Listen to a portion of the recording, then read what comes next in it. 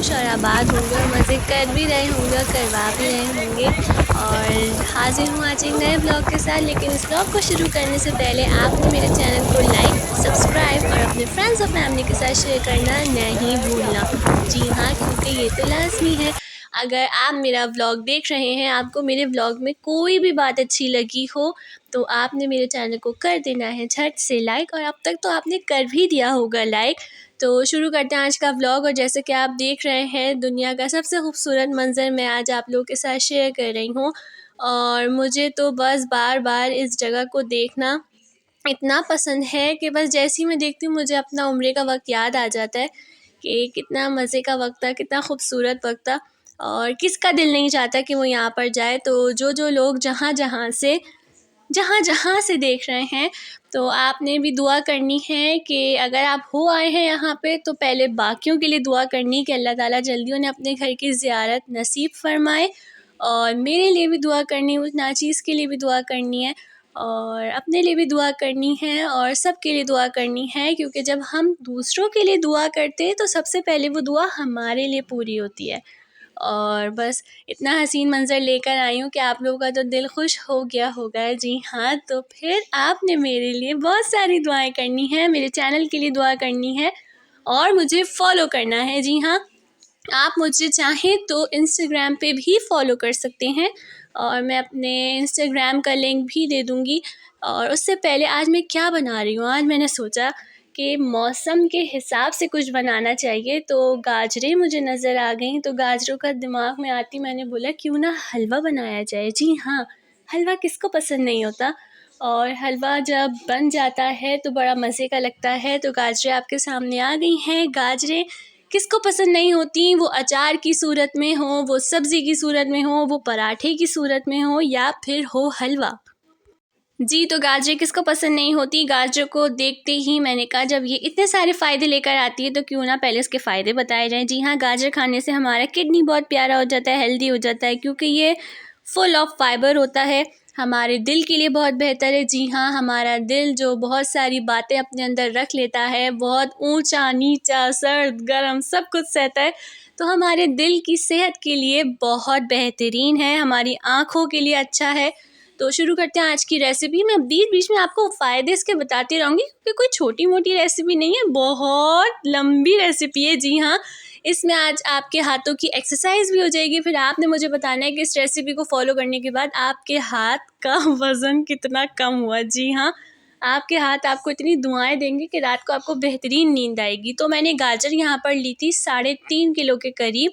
3.5 kilo को अच्छे से आपने रेड कलर की लीजिएगा, ऑरेंज वाली मत लीजिएगा। मुझे मिक्स मिली थी तो मैंने मिक्स ले ली थी। उसके बाद उसका छिलका अलग करके उसको कद्दूकस कर लेना है। और कद्दूकस करेंगे तो फ़ौरन थक जाएँगे, इसलिए घर में किसी भी बहन-भाई को पकड़ के आपने देना है कि इसको कद्दूकस कर दें वो आपको कर देगा। और मैं आपको इस तरह के टिप्स देती रहूँगी। तो 3.5 किलो मेरे पास यहाँ पर गाजर थी। जब मैंने कद्दूकस किया तो ये ऑटोमेटिकली इसका वज़न ज़्यादा हो गया था। तो अब आपने क्या करना है, यहाँ पर फुल क्रीम मिल्क आपने लेना है। मैंने 2 किलो के हिसाब से लिया था। तो यहाँ पर आपने इलायची डालनी है। इलायची आपके हिसाब से है, आप जितनी डालना चाहें, नहीं डालना चाहें स्किप कर दीजिए। और उसके बाद आपने क्या करना है, इसमें इलायची डालनी है और एक प्यारा-सा उबाल आने का इंतज़ार करना है। यहाँ पर आप चाहें तो इलायची को साबुत भी डाल सकते हैं। और जैसे कि मैं आपको दिखा रही हूँ इस वीडियो के अंदर, बॉयल्स आना स्टार्ट हो गए थे, छोटे-छोटे से बबल्स आ रहे थे, हबाब आ रहे थे, गुब्बारे आ रहे थे। तो मैंने क्या करा, मैंने चमचा चला दिया था। इसमें आपने वुडन स्पून इस्तेमाल करना, स्पैचुला भी यूज़ कर सकते हैं आप। तो यहाँ पर आपने इलायची पाउडर भी यूज़ कर सकते हैं और आप चाहें तो साबुत इलायचियाँ भी शामिल कर सकते हैं। और अगर आपको, जैसे कि मेरे भाई को बिल्कुल नहीं पसंद कि शामी कबाब में या किसी भी चीज़ में, बिरयानी में इलायची आ जाए, वो कहता है डालो ही नहीं, तो आपने इसको स्किप कर देना है। सही है, आपने आराम से स्किप कर देना है। फिर यहाँ पर जैसा ही प्यारा सा उबाल आए, तो आपने क्यूटू सी यहाँ पे जो गाजरें कद्दूकस की हुई हैं, जिसमें आपके हाथों का बेहतरीन वरम है, तो वरम उतर जाएगा। और जो आपके हाथ की एक्सरसाइज अब स्टार्ट होने वाली है ना, कि जिससे दुश्मनी हो उसके हवाले आपने वुडन स्पून कर देना है। नहीं, मजाक कर रही हूँ, इतनी मेहनत से कद्दूकस किया, इतनी मेहनत से बना रहे हैं, तो मेरा दिल से बनाया ना, क्योंकि जब आप दिल से बनाएंगे तो जायका तो खुद ही आप पे ही आ जाएगा। थोड़ी थोड़ी मुझे सराइकी भी आनी है और थोड़ी थोड़ी पंजाबी का तड़का भी लगाना है मैंने। तो अब स्टार्ट करते हैं आज की रेसिपी। आपने अभी से घबराना नहीं है क्योंकि रेसिपी काफ़ी लेंदी है, बहुत टाइम लगने वाला है इसमें आपका। तो आपने आराम से इसको चढ़ा देना है चूल्हे के ऊपर, मीडियम आंच रखनी है। अगर आप तेज़ रखेंगे तो फिर आप अपनी ज़िम्मेदारी पे रखिएगा कि नीचे से इसका लग ना जाए। तो आपने दरमियानी आंच रखेंगे ना तो बेहतरीन सा इसका रंग भी ख़राब नहीं होगा और ये पकती भी रहेंगी। जैसे कि आप देख रहे हैं छोटे छोटे से बबल्स आ रहे हैं, उबाल आ रहा है इसके अंदर। तो चलते हैं गाजरों की तारीफ़ों की तरफ। जी हाँ, इसके बहुत सारे बेनिफिट्स हैं। सबसे बड़ी बात, ये एक good source of beta carotene है। इसके अंदर पोटेशियम है, विटामिन है। इसके अंदर वेट लॉस करने के इतने सारे, कहते हैं ना, छुपे हुए ज़ख़ीरे हैं। जी हाँ, एक होते हैं जो सामने होते, एक होते हैं जो नज़र नहीं आते। आप इसको अगर डाइट के तौर पर लें, इससे आपका बेहतरीन किस्म का वज़न जो है वो कंट्रोल हो जाएगा।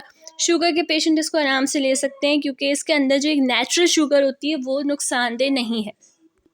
तो यहाँ पर तारीफ़ें तो चलती रहेंगी। आप में से किस किस को गाजर का हलवा ड्राई फ्रूट्स के साथ पसंद है और किसको विदाउट।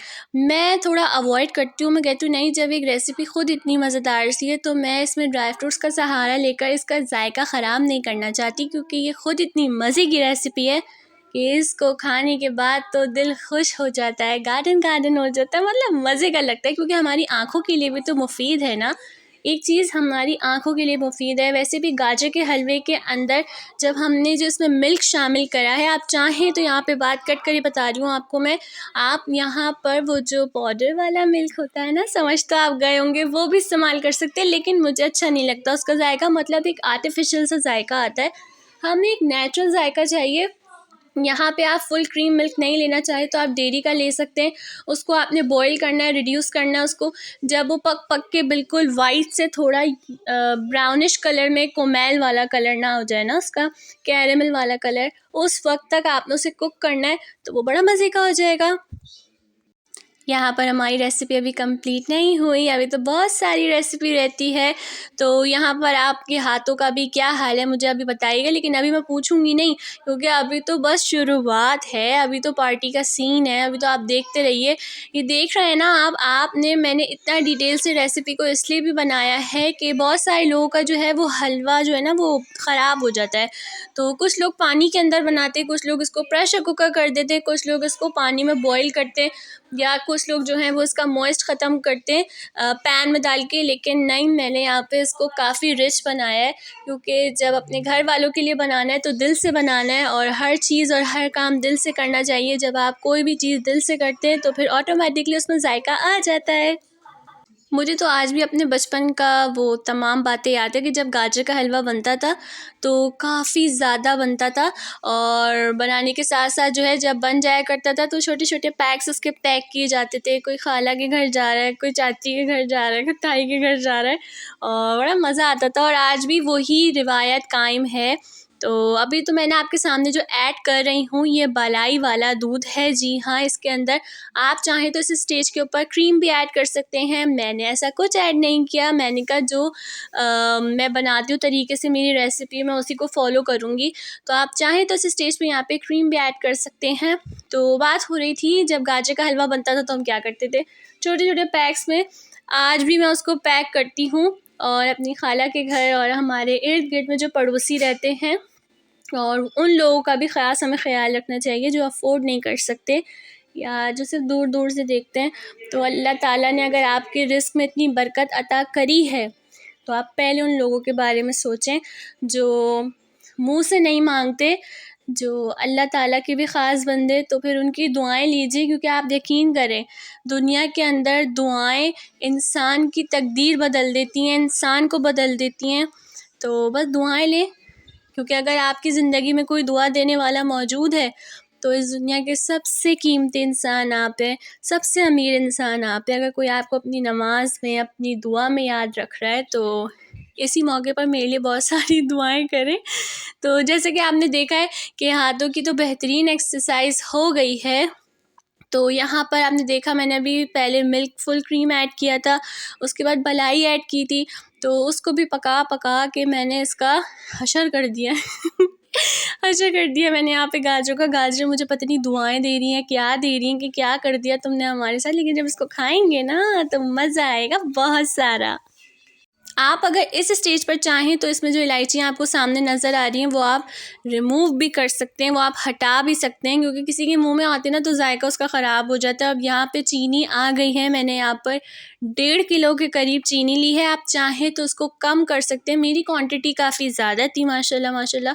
तो आप चाहें तो अपने हिसाब से अपने जायके के मुताबिक अगर कम खाते तो कम और ज़्यादा खाते तो ज़्यादा शामिल कर दीजिएगा। चीनी शामिल करती ये एक दफ़ा फिर वाटरी हो जाएगा, तो आपने क्या करना है, पहले तो परेशान नहीं होना, घबराना नहीं है, क्योंकि फिर दोबारा आपकी उतनी मेहनत लगने वाली है, लेकिन इस मेहनत का सिला आपको इतना ज़बरदस्त किस्म का मिलेगा कि आपकी नहीं, जो भी खाएगा वो अपनी उंगलियां चाटता रह जाएगा कि हर कोई आकर पूछेगा कि क्या डाला है इसके अंदर।